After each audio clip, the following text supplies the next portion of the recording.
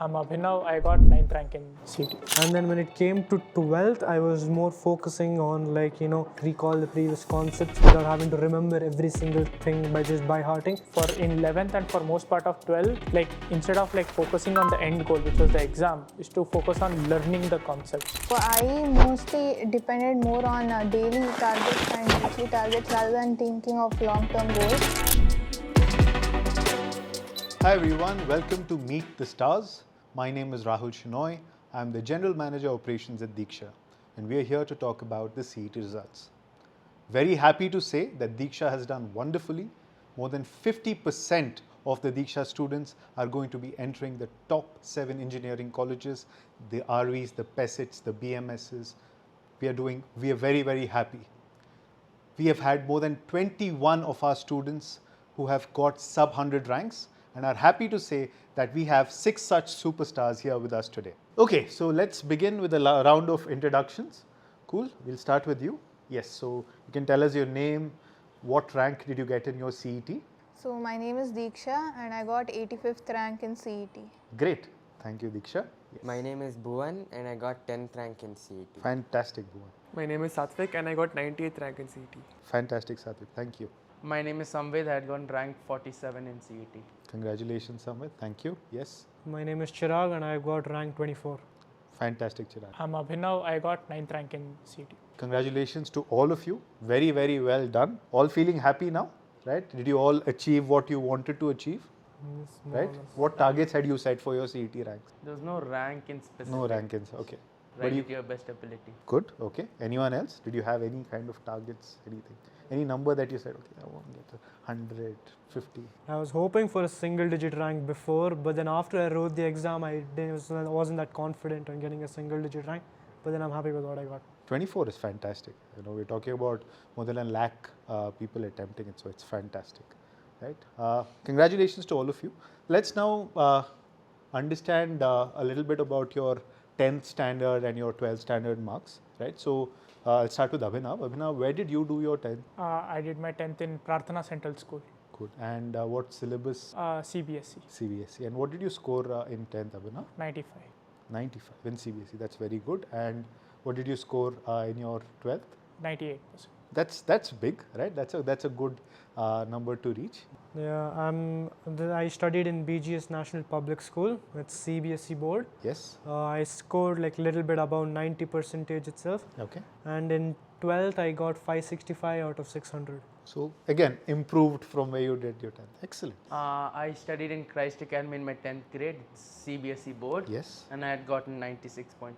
Okay. And In 12th PU, I had gotten 579. Very nice, Samvid. Congratulations on that. I Yes. studied in Vibgyor High, which is ICSE, ICSE. and I got a 97 in my 10th grade, Okay. and to 12th I got around 98.3%. Fantastic. Excellent. Congratulations, Satvik. Yes, Bhuvan. I studied in Delhi Public School, Bangalore South in Okay. 10th, which was CBSE, Okay. and I got 97% in 10th standard Okay. and the same in 12th standard also. Excellent. Yes, Deeksha. I studied in BGS National Public School. It's a CBSE board. And in 10th, I had got 96%. And in 12th, I got 95%. Excellent, excellent. All right, so let's begin with how you planned. So it's a daunting journey. So 2 years, it's a long period of time, and as important as it is that everyone says, every day is important. You can't afford to waste a single day, things like that. But I think it's also important to understand that it's not a sprint. It's a marathon, and you need to make sure that you don't fizz out well before the finish line, right? So I want to understand from all of you, what was it, how did you plan these 2 years? What was your mantra to making sure that you balance it out between performing every day as well as having that endurance for the 2 years? So yeah, can I start with you, Chirag? What was it, how did you plan? Well, in the first half of the 12th year and the entire 11th, we had classes, so I should just follow what they were teaching and try to make sure I understand all the concepts. And I used to go about in that manner itself, doing questions every now and then, whenever I got the times, as long as I've made sure that all the concepts from all the chapters were done. And then when it came to 12th, I was more focusing on being able to recall the thing, recall the previous concepts with this thing without having to remember every single thing by just by hearting. Like sometimes probably have to derive it and I used to go about like that. So I was making sure that I could like recall like pretty much any topic from. Got it. So 11th, the difference between 11th and 12th was 12th you were focusing more on recalling through Yeah. concepts. You were not trying to got it. Yeah. Interesting. Yes, Abhinav? Well, for in 11th and for most part of 12th, like instead of like focusing on the end goal, which was the exam, is to focus on learning the concepts. So instead of like solving, I'll solve like 100 questions a day, which is more relevant in the end of the preparation, is to focus on learning the concepts well so that they can be applied later. So because when you actually understand some concept, you remember it for a very long time. So all the derivations, all the like theories, all the like the logic behind solving problems, that was like the main focus for me in 11th and most part of 12th. And during the end of preparation, it was more about like solving more questions, recalling, revising again and again. Yeah. Got it. So Samved, how did you do this planning? How did you pace yourself through the? So initially, almost till the very end of 12th, all I did was just take a mental image of what I want to do in the day. That's all. Focus on the end of the day what I want to do and just do my thing. Do Got what it. the teacher is teaching on that day itself, and then practice few problems, not more than 10-15 problems on a topic, and just go ahead. Towards the ending, I just maybe wrote in this day I want to do this particular concept and just go ahead and complete that. And it. yeah, solving a little bit of papers here and there.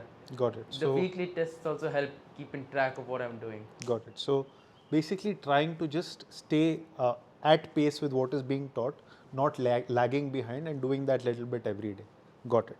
Yes, Satvik, how did you plan this 11th and 12th and pace yourself through it? I also relied a lot on micromanagement. So Okay. as you plan the entire year, you're also planning each day. From this time to this time, I shall do this. So I always kept in touch with my studies, and I never deviated away. Of course, solving homework questions and nagging the teachers for doubts. I always was in par with my studies. So I guess that's how I Got it. planned. So an important point that you bring up there is to nag your teachers for doubts.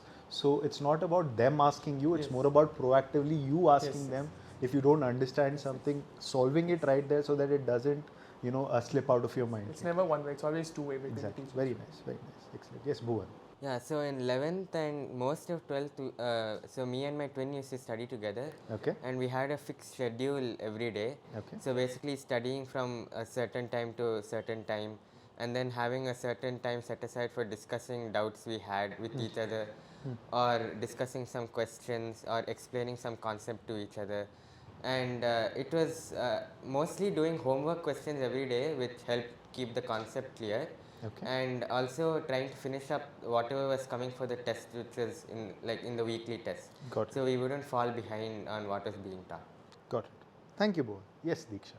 So I mostly depended more on daily targets and weekly targets rather than thinking of long-term goals, because Very that nice. could cause more stress. Very nice. Yeah. And in towards the end, I started making like targets, like what I want to achieve and how many topics I should cover in a day, and solve more problems and revise.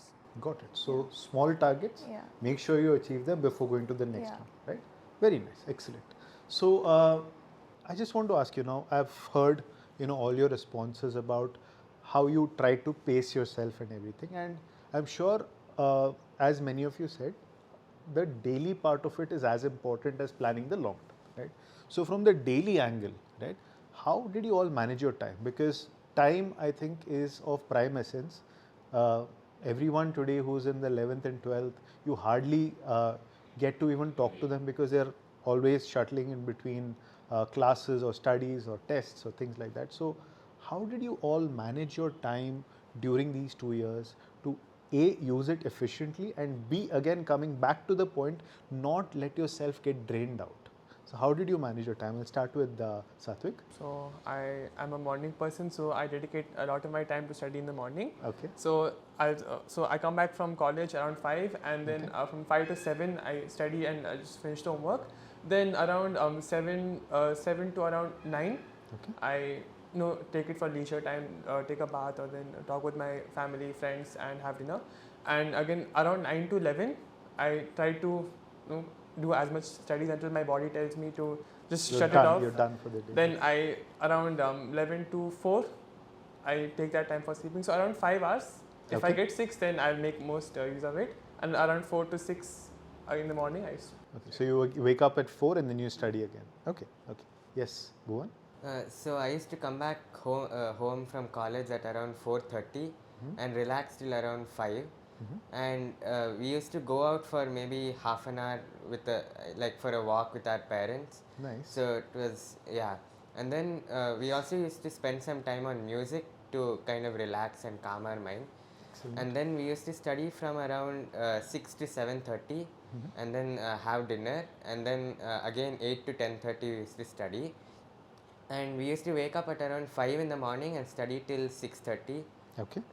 So that basically covered the studies, but not in one stretch, in Got multiple it. So you used to parts. have breaks and study and Yeah. breaks and study. Got it. And you have a twin brother also, which Yeah. probably helped that out. Excellent. Yes, Deeksha. So yeah, I also used to come back by 5:30 and from 6 to 9 I used to study Okay. and then take some break and sleep. Then in the morning 5 till 6:30 I used to study. Okay. So that's how I used to manage my time, and taking break is not like you're deviating from your target or you're getting distracted. It actually helps you to Agreed. get better at your work. Thank you. Thanks, Deeksha. Yes, Abhinav. So yeah, so I used to commute by bus. So Okay. I used to reach a little bit late, so 5:45 somewhere.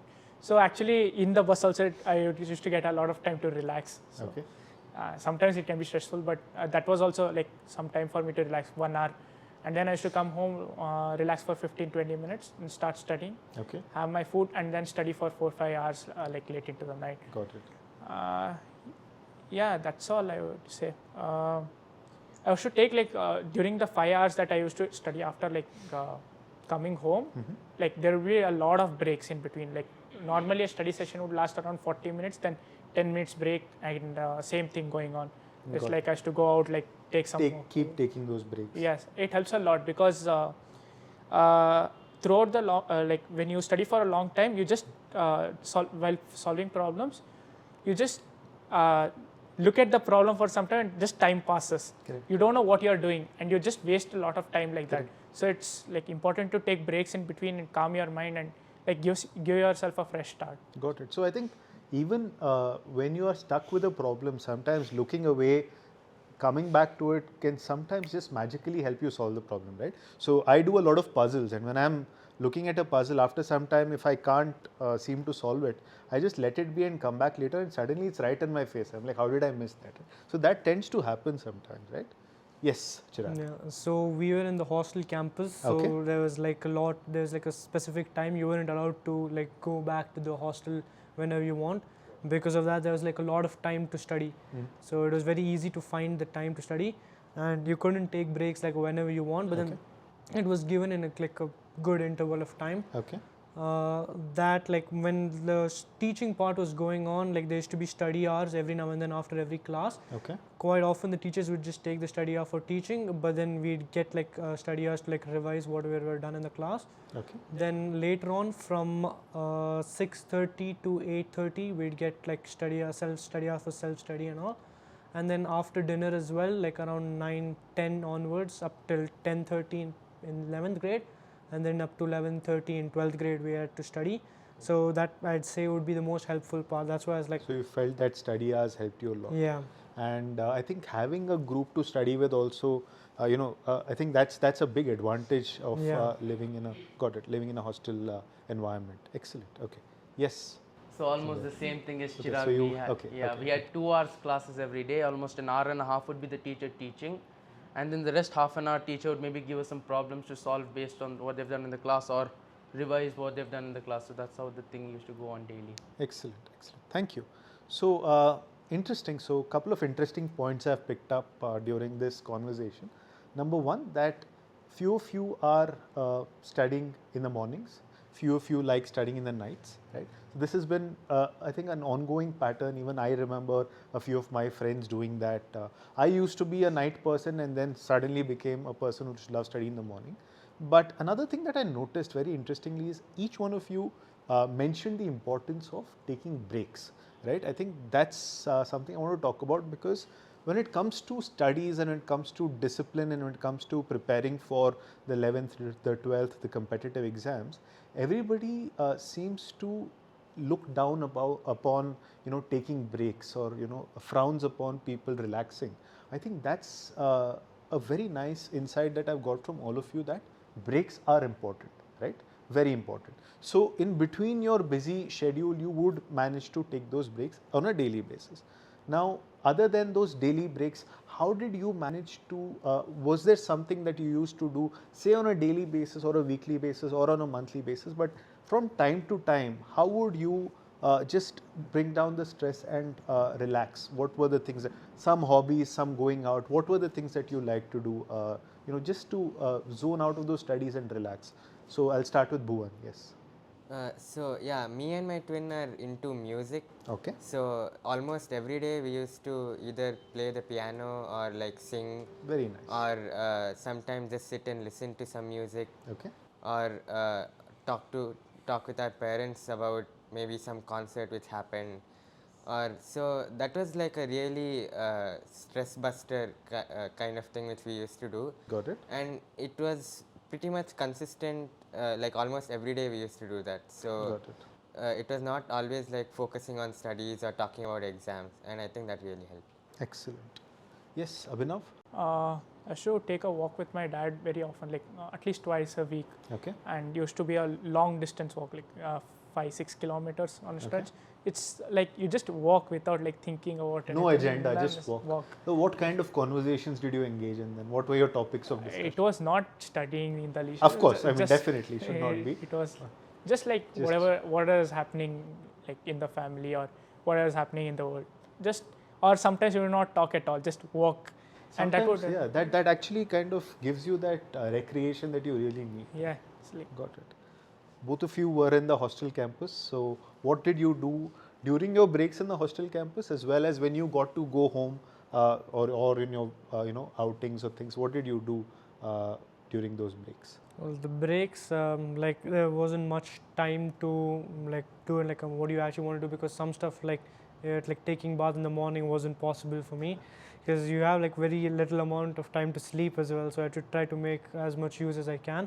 So I had to do all that stuff in the evenings. So if I had free time, I'd go and play outside or like sit and talk with my What games roommates. did you like to play? I'd like to play volleyball or basketball every now and then. Got it. So I was playing mostly those of them. Awesome. What about you? Yeah, so during the breaks we had to have our snacks, you have to take bath, you have to play as well. So it used to be like almost alternate days of playing or bathing. Okay. Yeah, so Okay. I used to mainly play cricket most of the time, cricket or sometimes football. Got it. Just helps, calm yourself down. Calm and yourself down. Got it. And Deeksha, what about you? Yeah, I used to go down for walk, or I used to play table tennis, Okay. and I used to spend some time with my family, so that helped me to calm down. Nice. Excellent. Satvik, I yes. had my dogs, so they just I think they are, I Yeah. think, therapeutic in yes, themselves. very right? much. Sometimes you just need, just Yes. just the way they come to you when you Yes. go home, I think gets you It's to the best. relax. Yes. What breed of dogs do you I have a retriever Okay. and one is a Shih Tzu. Wow, very nice, very nice. So you have both sizes. Yeah. Nice, nice, very nice, excellent. Okay, cool. So now I'm going to go into a slightly different subject, very important one, which I think it is, and it is, you all have your schedule, you all have your plans, you're all preparing on a daily basis. You're all trying to set small targets, you're trying to achieve it on a daily basis. But then there are those times where something unforeseen happens. You might not feel well, you might have a family function to attend, there might be guests who have come over to your house, anything can happen.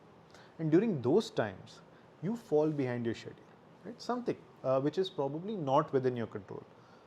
What do you do at those times to make sure A, you don't panic, B, you get back on schedule?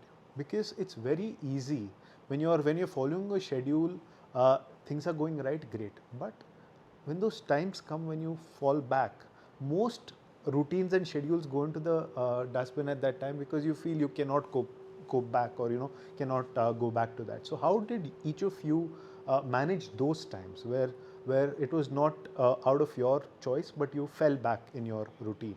How did you manage those times? Let's start with Abhinav. Like there are some cases where you can like easily catch up with the backlog in like 1 or 2 days, Okay. and sometimes you have missed something so major that no matter how much you try, you can't catch up with the backlog. Like you're going to study it the next day and you're going to not be able to study what was done on that day.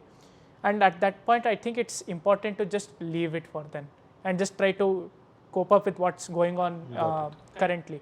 So then the other backlog can be covered in like a Sunday or some major holiday comes up, a vacation comes up. You can cover it then. The important thing is not to like keep lagging behind the like whatever is going on in the So class. instead of making it a compounding effect, you limit it, Yes. don't panic, and you just try to get back on schedule as to what is being taught. Come back to that when time permits. Yes. Like we do in the exam, leave a difficult question and come back to it. Great. Okay. Yes. We Chirag? didn't have like any issue with like guests coming over Got or it. anything. Got it. Okay. But then like couple of times I'd feel like the day is going for a waste. I'm not able to learn anything. So at that point I was like, okay, fine, let's just relax for the day. Let's do it tomorrow. So generally for me, I did not have like a particular target on a daily basis. It's just whatever is taught in that week, just make sure you finish it. Like whatever the thing is in the test, make sure I like do at least that before the test. So I was mostly focusing on that, and I generally have like a surplus amount of time for other stuff as well. Got it. And that's generally how I used to plan it. Got it. So, two things here. What you're saying is, number one, if you have those targets, you have time. It's not impossible to complete, number one. And number two, don't panic. Give yourself that leverage that it's okay. Right? Sometimes when you don't feel like doing it or you're not up to it, you're not in that mind space, you're not absorbing it, leave it. Don't panic. It will happen. Right? I think that's an important takeaway. Yes, sir. Yeah, so I always tell myself that everything is going to be fine, that I should not think too much into the future. I rarely ever think more than 2-3 days ahead of what I'm doing. So I just stay in the present. That helps a lot to, keep your cool in situations where you can't do anything about, like if you're not well, that kind of things. You should just stay in the situation and, not think too much about the consequences itself. Got it. So that's what helps you to stay in track with this. Got it. So deal with it. Yeah. Reassure yourself that it will be okay. Deal with it, and you just take it as it comes, right? Not panic too much. Excellent. Thank you. Yes, sir. If I missed any concept, I would normally stay back in college just for like half an hour because I didn't want that half an hour to again compound to 1 hour to 1 day. Correct. So just a half an hour. It's I know it's our time is very precious, but you're using that time. Get at least the outline of the concept, and you can manage by yourself. So Got it. I used to just stay back in college sometimes. Got it. So you would try to put in that little effort to come back. But what if, I'm just saying, what if it is a little more than half an hour? What would it be? I mean, there are those times where you know that you can pick it up in half an hour, but then there are those times which you start feeling that sense of panic. That there's a big topic that I must say. This was an important topic, and I have really not been following it, or I've not done my revision and things. So how would you come back from those situations? Like Abhinav said, I would also make most use of the holidays, and normally before like the exams we get a lot of breaks just for studying, so I'd use all that to cover up all the backlogs. Got it. So you're saying even if you miss, there is time. There is It's always not. time. It's not the end of the world. Got it. Yes. Bhuvan. So suppose like if I fell sick for 3-4 days, then all that would be missed.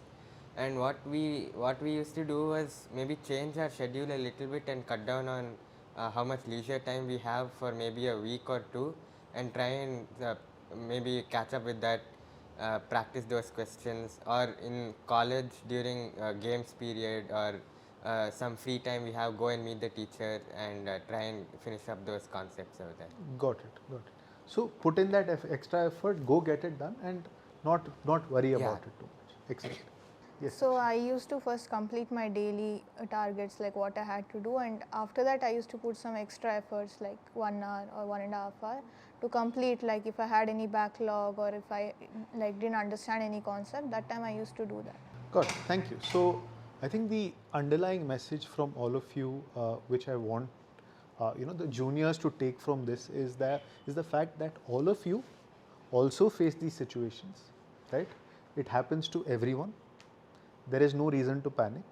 It is not the end of the world. You can make up for it pretty easily, and in case you can't, you can let it be and come back to it later and successfully complete it without in any way jeopardizing your marks or anything like that, right? So this is the takeaway that I want the juniors to take. Is this right? Because that's the underlying message that I saw from all of you, correct? So now the last part of this discussion, I just want to understand between your 11th and 12th, I'm sure there was a transition where there was incremental, dedication that was required, effort that was required, as well as pressure that was building from the other side. So I want to understand from each of you, number one, how did you manage that pressure that was coming from the outside, from the inside, and how did you slowly start building up your level of effort in studies? So we'll start with one of you. Yes, Chirag, you can go. Okay, so my mother never used to bother much about how the studies are going, so Okay. parental pressure was not at Not all there. Okay. Teachers would put pressure only when your marks would go down, so that time I had to put a little bit more effort and take it more seriously. The internal pressure was there towards the exams, when the actual exams were coming up. At that point, I had to just reassure myself that I have studied. I have done I have done the best I could have, and it is it's not possible to suddenly become really bad at something. Like you've studied for so long, you've been getting pretty good marks itself. So it's not, you can't suddenly drop your level. So just be confident and Just do back your whatever- abilities. Yeah. Yeah, trust yourself. Excellent. Yeah. So that was what I was doing. So because of that, I was able to handle it pretty well. Got it. Got it. Yes, Sambil? In 11th grade, there was not really any pressure from me. I never felt any pressure, and I just used to go about my daily things. Towards 12th, when I'm going towards the ending, is when the pressure started building up. That daily your parents may just ask you, what are you doing more, frequently. Correct. And at that point, I would just, shut them off. I would tell, I'm doing my thing, let me do it. Trust and me. I'll just, trust me. I'm doing it from, all this time I've been doing it. So let me just go ahead and just continue on with it. I didn't want to put any pressure on myself, and pressure was never an issue for me because Good. I just used to go on with my daily things. I never used to think too much ahead in the future. Got it. That's So you number one, you try to shut off any external pressure, Yeah. and number two, internally you wouldn't pressurize yourself. You would back yourself. And how did the studies go? I mean, how did you feel that increase in the amount of effort that you had to put through? Yeah, these definitely. In 10th, in 11th grade, we had to stay till 10:30 in the night, and then slowly as we go to 12th grade, they would make us stay at 11 compulsorily, till 11 in the night, 11:15. Then at one point 11:30 continuously every day. Got So it. that itself would motivate you to Automatically. study, Got it. to do more stuff in that time. Got it. So that was Got it. how to keep in check. Thank you. Yes, Bhuvan, coming to you. How did you? Yeah, so I think I was really lucky because obviously pressure was there, but since it was me and my brother, so we had two. So Shared it was by two. yeah. So it was always us encouraging each other and telling ourselves that don't get bogged down by all this. Everything will be all right. Got it. And also we used to talk to our parents, maybe tell them that we have only done this much, the test has this much, and they would tell us that focus on what you already know. You don't need to worry about what you don't know. You can always do that later. Got it. And the pressure of doing well in the exam, we used to tell ourselves just go and do the exam, not really worry about am I going to get this marks, what college am I going to end up with these kind of marks, how the actual exam is going to go. And so yeah, it was just more of talking with our parents and with my Got it. brother and just trying to reduce So the it helps. It helps Yeah. sometimes talking. You had a twin brother who's doing the course with you, but otherwise also I think it helps talking to friends, talking to family, and sharing your actual emotions. Sometimes when you're feeling that pressure, it's like that pressure cooker. You need to release that pressure, right? So when you talk, sometimes that pressure releases and you feel better. Excellent. Yes. For me, it was all about having first self-confidence. For anything, just have the confidence within yourself. And also, I always believe in when you work hard, you will reap the benefits. Hard work never goes unrewarded. And pressure-wise, my parents they had trust in me. That's the That's basis. Just have trust. Even if you see your child taking a break, have trust that he's taking a break so that he can chill and again come back. So trust was the foundation. So I didn't have much pressure. Got it. Yes, Deeksha. In 11th, it was mostly online, so I had more time to spend with my parents, Parents and family. family. and I also used to do some other activities which could like stress. I mean, there was no stress or pressure as such, and it started building up like towards the end of 12th, like Okay. when the exams started coming closer. But then I told myself, like, I've given so many mock tests, I've done well in those, so suddenly nothing can change, so it's going to be the same. So I used to reduce the pressure. Back yourself, Yeah. trust yourself. I think that's a very, very good thing. And did you also slowly start increasing the amount of time that you put in your studies? Yeah. Through In the 11th so it your wasn't. I sleeping wasn't. time starts reducing. Yeah. What happens? In 11th it wasn't like very stressful because it was online, nobody was there to mentor us and all, so it was I didn't study that long and I didn't like have a goal or anything. But slowly in 12th, when I started coming to offline classes and seeing my peers around me, then I realized I have to do something more, and yeah, it slowly increased. Excellent. Yes, Abhinav, coming to you. So, like from teachers and family, I didn't have any pressure. Like, but for the internal pressure, I think you have to experience what it does for you to understand that you don't need to like take. How do I say this? You don't need to be under pressure. So, like towards the end of 12th, like in November or October, I wrote an Olympiad. Okay. And I really wanted to qualify that Olympiad because I like the subject very much. Okay. But I was under a lot of stress and like, okay, I have to do this, I have to do this. And I couldn't qualify it because because of all the stress, I couldn't like properly perform in the exam. That gave me like a idea, okay, this is what stress is. A reality check. Yeah. Yeah. Got it. Not like reality check. It's like, okay, if I am stressed in the exam, this is the outcome. Even though I've prepared this much, I'm not going to be able to perform well. So moving on, I was just like, okay, this exam is coming up. I've done all I can. Just write the exam. Go for it. Be as chill as possible. Just write it. I can't do anything else. So that actually helps increase your performance also, more than actually studying. If you are under less stress, your performance goes up. That's what I think. Agreed. So again, what I take from all of you is that all of you have faced some amount of pressure, but you deal with it by A, backing your abilities, B, trusting the fact that I have done my work, it will all be fine, right? Something like you said, something is just not going to go absolutely downhill because I know my concepts, right? So backing that abilities, trusting yourself, and at times confiding in people, sharing your emotions, telling people that I'm feeling this. Being open about your stress also helps at times, right? So confiding in the friends, excellent. Let's now move into your entire exams, right? So you had your 12th standard exams, and I just want to go into the build up to those exams. So you've been giving tests over the last 2 years. You've had tests on almost a weekly basis. I want to understand from you how helpful those tests were, how much pressure they created. What was your experience? You can share whatever you want.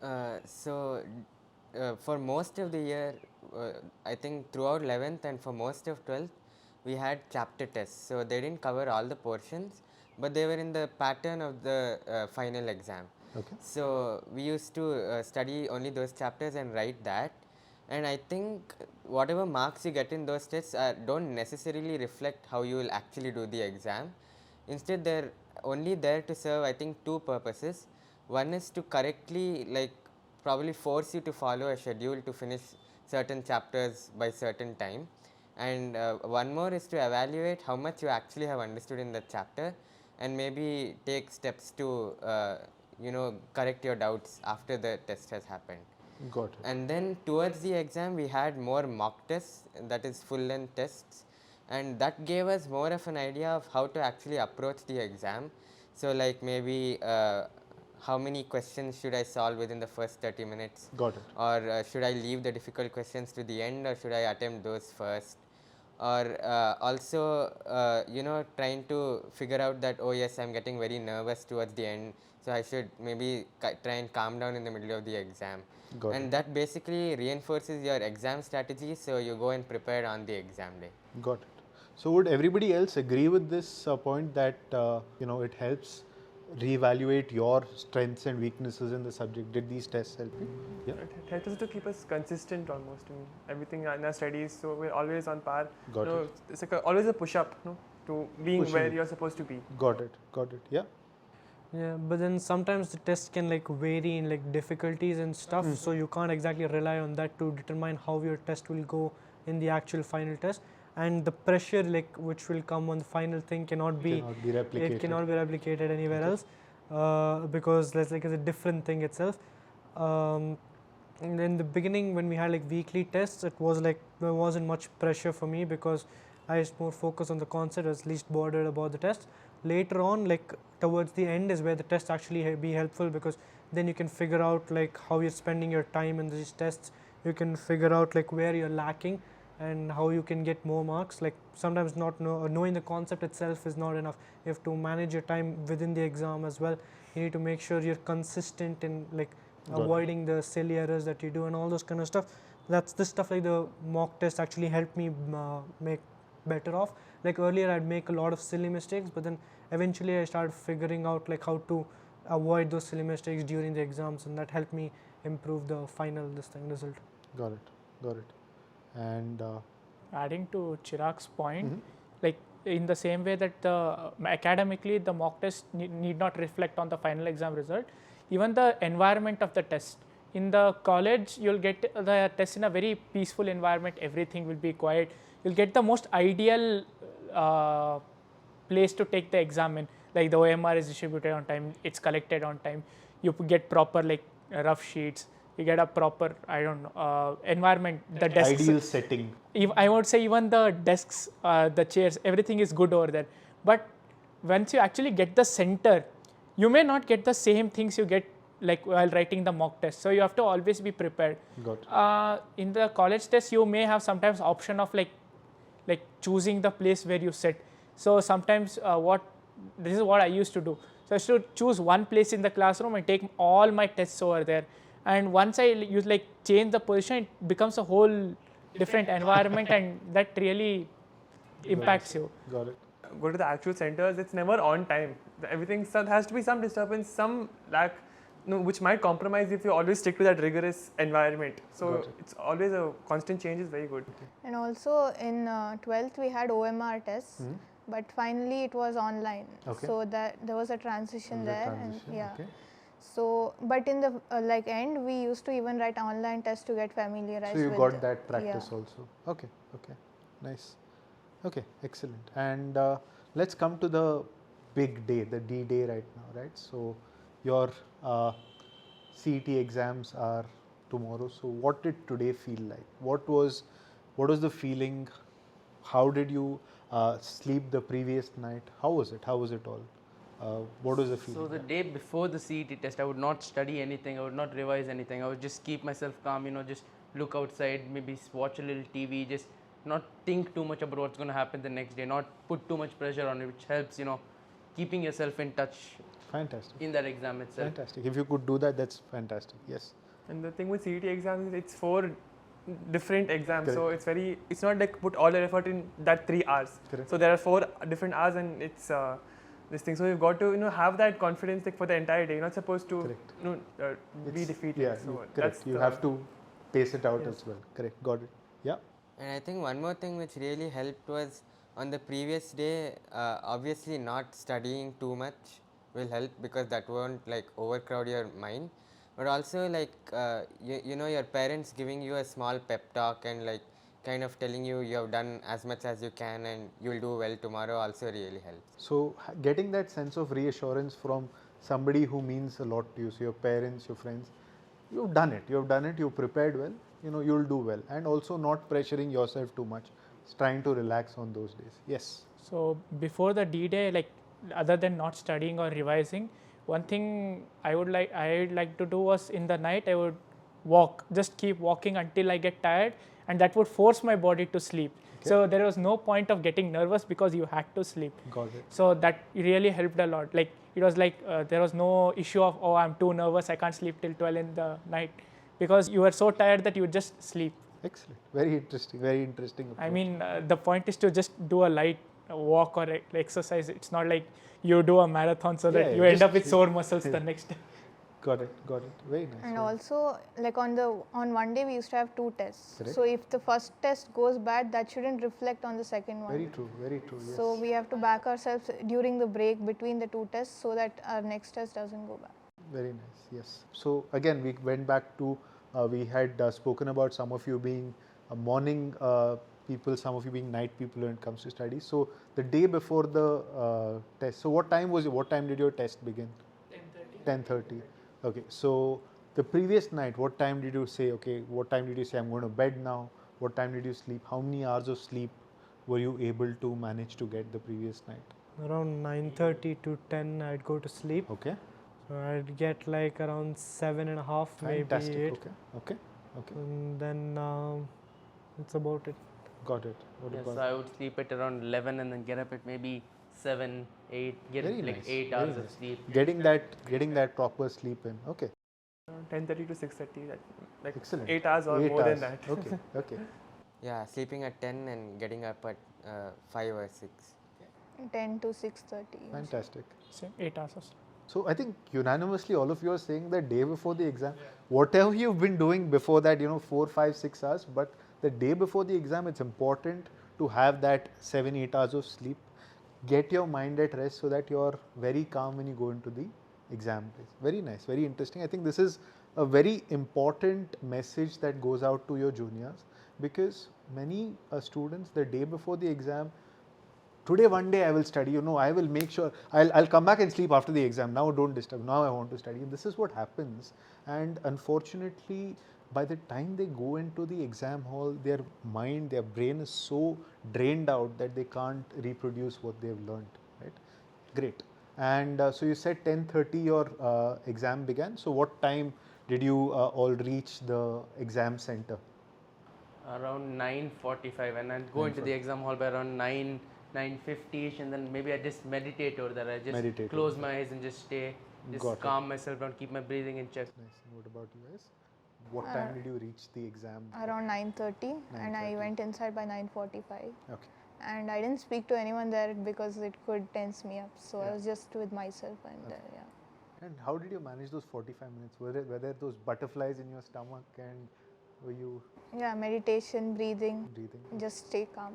Stay calm. Yeah. Did you open any books at No, the time? no. Okay, right. What about you guys? Yeah, just staying calm the entire time. Did you reach also about Yeah, an I, hour, I an reached. hour- Yeah, I hour reached before early. time? Okay. You guys? This may seem excessive, but I reached at 9 o'clock because my parents like to be cautious. Okay. So, So which part of Bangalore did you have your test in? bus 1 Gudi, Okay. And where were you going from? Uttrali. So I think it's important be before time on that one. If the test center is far, I think being there as early as possible is the best thing. They give like a reporting time on the sheet and stuff, so I'd mostly follow that. A little bit like 5-10 minutes late also is not a big issue. And in the exam, I'd just like try to keep myself calm by just again like focusing on my breathing, and that's it. And in the examination, I just focus on the question instead of like thinking about whether I'm feeling anxious or worried. Or Got it. So I think very important is to reach the exam hall a little before time, right? I think it all adds up, right? That sleeping early, waking up early, being relaxed in that relaxed frame of mind, and then reaching the exam hall early so that your heart rate is not very high when you're there, right? Even if it is, you have time to calm it down. You have time to get used to the environment, the surroundings. So reach a little early, right? Not if 10:30 is around 10:25, run into the class and sweaty and just sit. That I think also adds. Even if you've studied, if you've slept, but just reaching that exam hall a little early gives you that sense of calm or time to get into that sense of calm, right? Okay, so you've sat in the exam hall, you've meditated, your paper, clock hits 10:30 and you've got your papers, right? What then? How do you go about it? So do you all go through the entire questions once and then start answering, or do you say no, let me go one by one? What are your ways of attacking the paper? So I just generally I keep on solving one question after another. If I see a question and I know for sure that this is going to take a lot of time because lengthy calculation, all those kind of things, I just leave it over there and I carry on. Okay. But mostly I don't scan the questions and You don't figure look it at out. I just go one after the other. Okay. One more thing I keep on doing is I just wait for the exam to get over. So there's like, I don't think much. I just don't think about the result. I just think about the exam just getting over so that I can relax. And that's what keeps me, motivated to continue going on in that 1 hour, 70-minute CET exam. Just wait for the end to come, that's all. Got it. Well, I had like prepared mock tests and stuff before, so I'd already planned how I'm going to approach the paper, which section I want to approach, how I would go, and like there are different tests which have like different conditions. Like in Manipal, you cannot revisit the questions, so stuff like that. Based on that, I'd change my approach, but then generally it was like I'd attempt the question maybe twice. If I'm not getting it, I'll skip it. If I have time, I'll come back to it. Got it. And that was generally my approach, and I'd go for like the my confidence subject first and keep maths for the last. Okay. And do you also not scan the entire paper before? No. So you just go question by question. Yeah. You don't read everything. Okay. Yes, Abhinav? I do a similar thing, but sometimes in CET the questions from the same chapter are often grouped together, if I'm not wrong. So sometimes when you can't get like one question, like subsequently you may have difficulty getting the other questions even though they are easy. So that time I like to like skip to some other section and start again. So that like gives a fresh start and you can come back to the left. That's a very, very interesting point. Sometimes he says the topics are grouped together. So instead of skipping one question, coming back, again getting demotivated with the next question, you try to skip that topic. You, I'm sure, will realize where that topic ends and come back to the topic once you've done the paper. Very nice, very interesting point. Thanks for sharing. Yes. I normally, I do also 1-1. I don't skim the entire paper. What I do is those questions which I am absolutely not able to solve, I first finish all the easy ones, and I know that KCET being an exam that does not have negative marking, until the last 2 minutes I solve everything, but for those last 2 minutes I just bubble whatever answer I get, because I take advantage of the fact that there's no negative marking. And if I get coincidentally, if I get that answer, it's going to be good for me. Correct. So I do that. It should work. Yeah. So finish what you can, and if you can't, don't leave anything blank, because still attempt. CET is, like you said, no negative marking. So very important. Sometimes you're trying to answer one question to the last minute, that even if you know this concept that there's no negative marking, you don't have time to bubble it, right? So at least what you have a hunch on, bubble that and finish it off. Make sure all the questions are marked, right? Okay. Yes, Bhuvan. Yeah, so for me, basically, I just stuck to what I had been doing in the mock tests, because those mock tests basically are like a place where you can fix how you're going to attempt the exam, like Chirag said. And so that was how I did it in the actual exam also. And also, I think it's quite important, especially in an exam like CET, where you have very less time per question, to not get panicky that, oh, this question took 2 minutes, or oh, I have not hit my target. And obviously look at the clock and see where you are, but also just keep solving without getting panic. Got it. Thank you. Yeah, even I didn't scan the paper, I used to solve questions, and whenever I felt it's difficult, I used to skip it. If I had time, I would come back. And also, like after like solving 10 questions, I would even bubble it, because in the end, sometimes when you go to the end, you will get tensed or you get pressured, and sometimes the bubbling might go wrong, and so.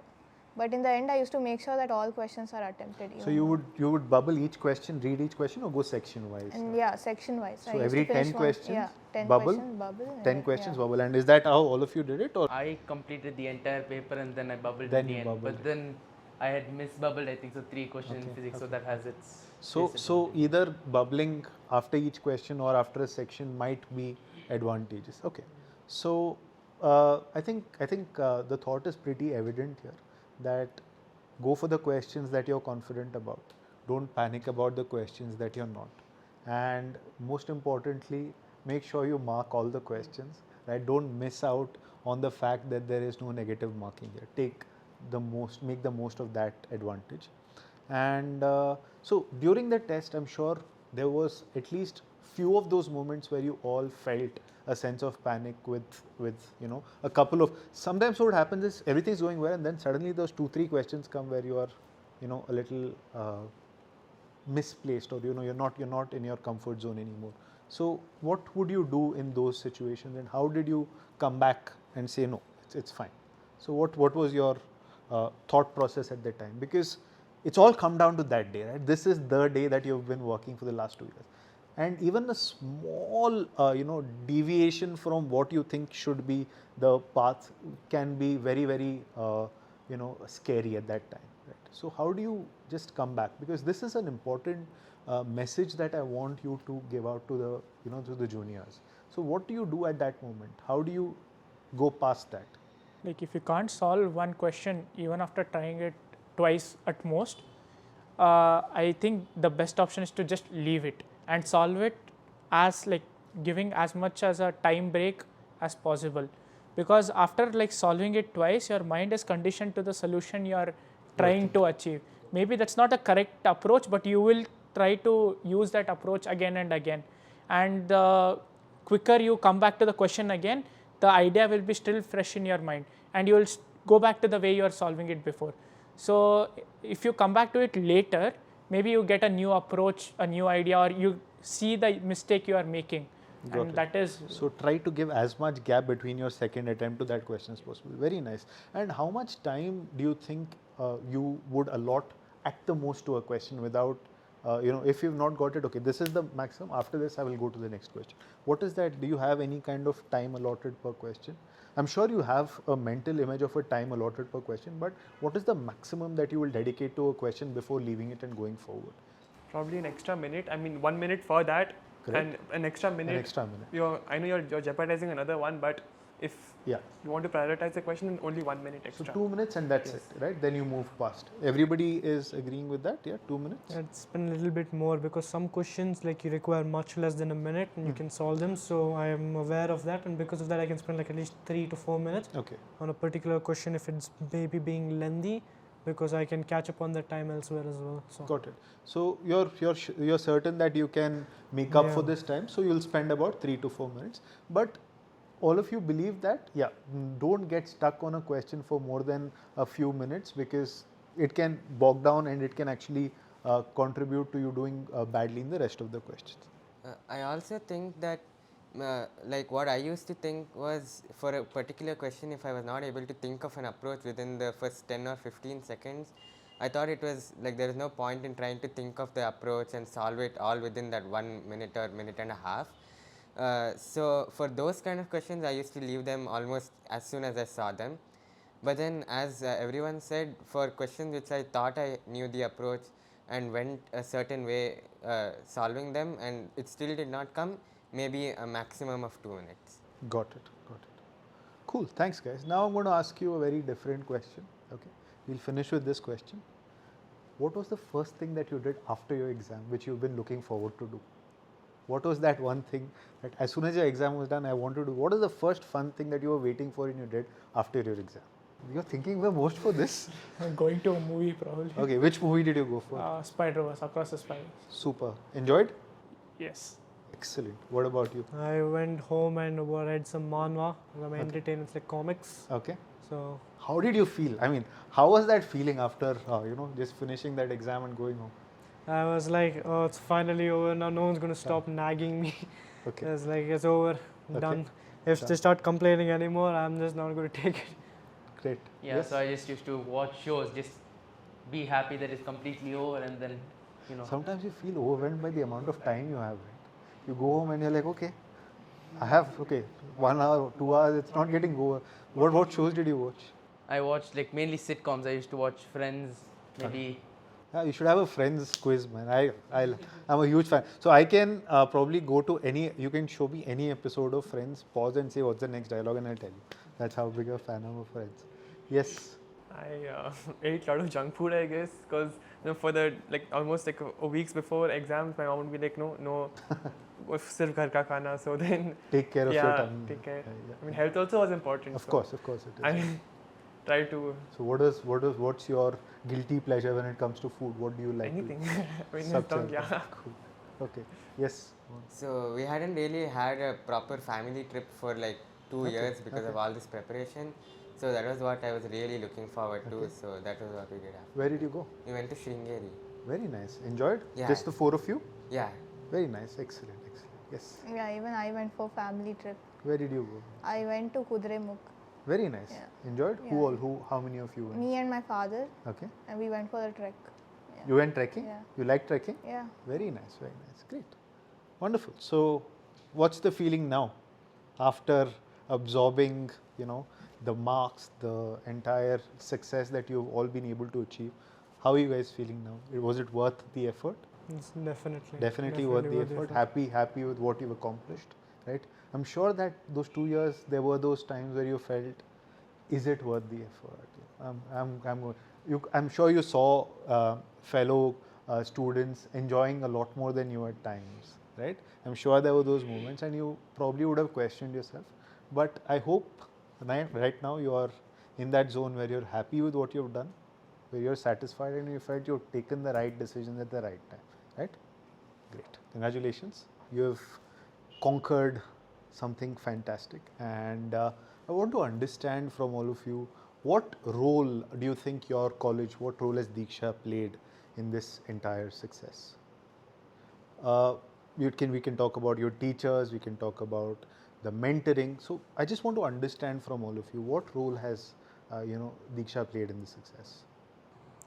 For me, in 10th, I barely got 90%, so I was clearly slightly above average, if not average student. So then for me, as discipline was a little bit tough. I used to rather go towards a gadget rather than sit and study. And when I went to Deeksha, I was forced to stay over there. I didn't have any access to gadgets, so it brought in at least a little bit of discipline within me.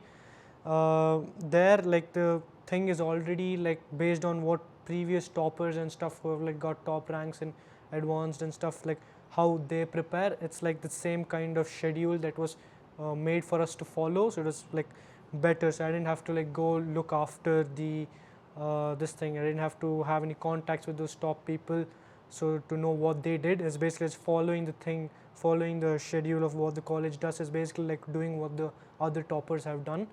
So basically that helped me a lot more than this thing, studying by myself. That one obviously played a very important role. I think that was what changed me the most, I'd say. Teachers were obviously helpful. I mean, any other place also would have the similar kind of teaching, and I can't say that one teacher would be better than the other. So I'd say the place itself was more important for me rather than the I distance. agree. Teachers play a very big role. I mean, they're the best discipline regulators, and not only that, I mean, we really appreciate the efforts of them coming and standing 1 hour, giving us their thoughts, their pearls of wisdom, and also the mentoring that they used to do. And yeah, it was always having a, that's why they call it Deeksha parent. It's like having another parent, we could just talk about with studies and all. And college did play a very big role, and even with college, even having our classmates by our side, as friends, talking to them, venting out stuff. Probably I didn't get such good marks. What should I do? Also, listening to them, listening to what they want, what they offer.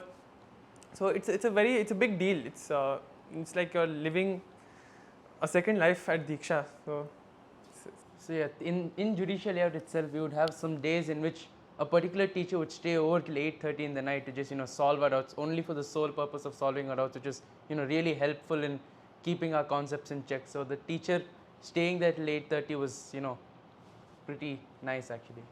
Yeah, I don't think any teacher refused to solve your doubts whenever you call them or message them, and they were more than happy to in fact stay back for an hour and a half and clarify your doubts and really set your concepts straight. I think the fact that the teachers were willing to give their own personal phone number to you and tell you that you can contact them at any time is a big thing in itself. Because until in my school days, until 10th, you could only see your teacher from this point of the day till this point of the day. You go even a little bit later to ask them doubts, they are like no. But in Deeksha, at least the teachers were like, okay, I'll stay back a little bit, I'll clear your doubts.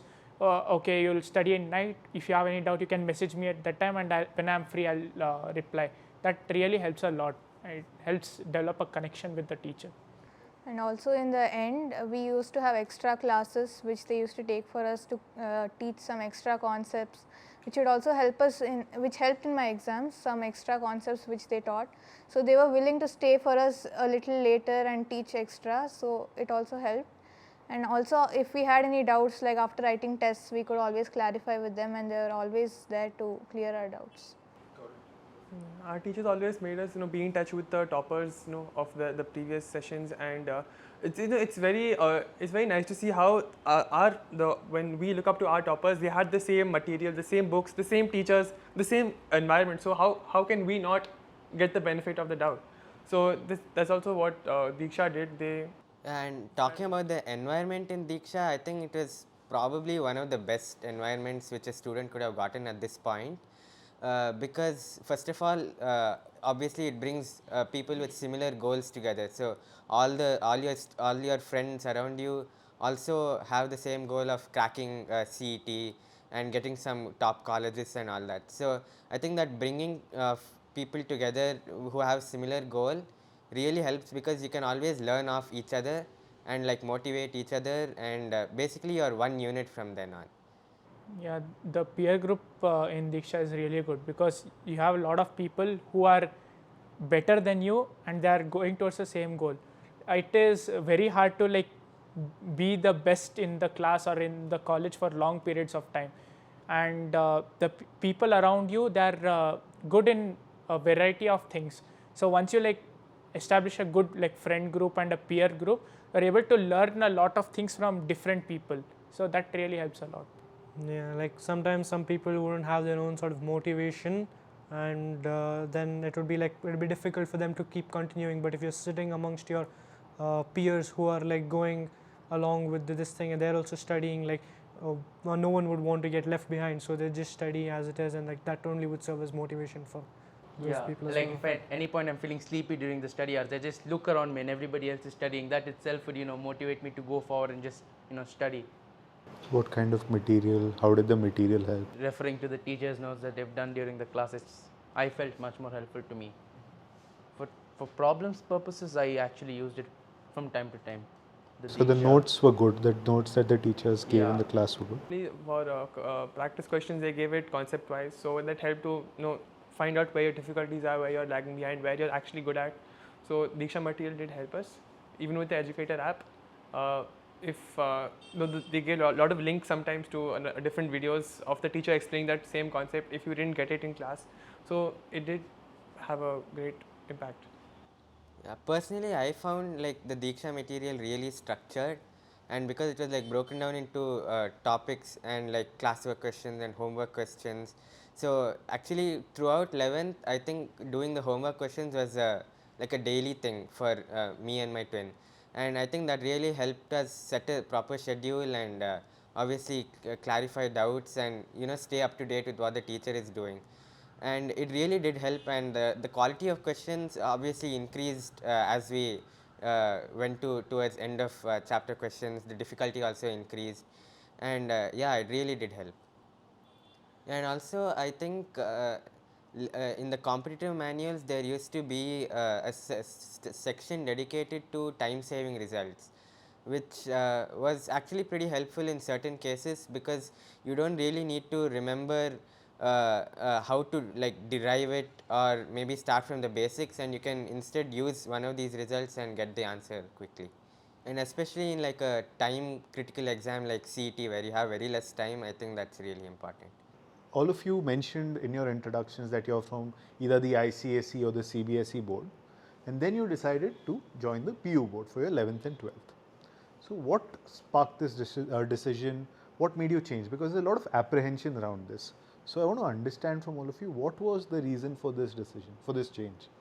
So I had asked quite a few people on this, and then the main thing that I heard from the CBSE board in 11th and 12th is that there are a lot of projects to do, and the tests itself are pretty hard. Like they're almost like mains level questions, which wouldn't give you too much time to focus on the other things. So that's what the reason I took PU board is we don't have much projects, and also that it's much easier. The PU itself is much easier, so you have much more time to focus on the competitive exams and hence get a better result. The part of shifting from a board like ICC to PU was a good decision, because PU is not that daunting when compared to the other boards, because your main focus is science, and of course your competitive exams are based on science, and the amount of pressure or the importance given to subjects like English or language is not that great when compared to ISC or CBSE, because I remember in my 10th grade ICSE there used to be a lot of importance given to English, to the extent that there used to be 2 separate exams for language and literature, but now in PUC there wasn't that much, so you could give more time to science. And even choosing a second language like French, which was comparatively easier, also had made extra time for working on my science subject, so that helped a lot in the PU board.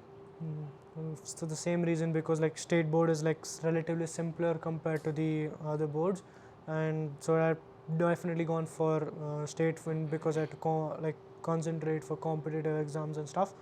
But then why we chose Deeksha is because it has integrated coaching for competitive exams as well.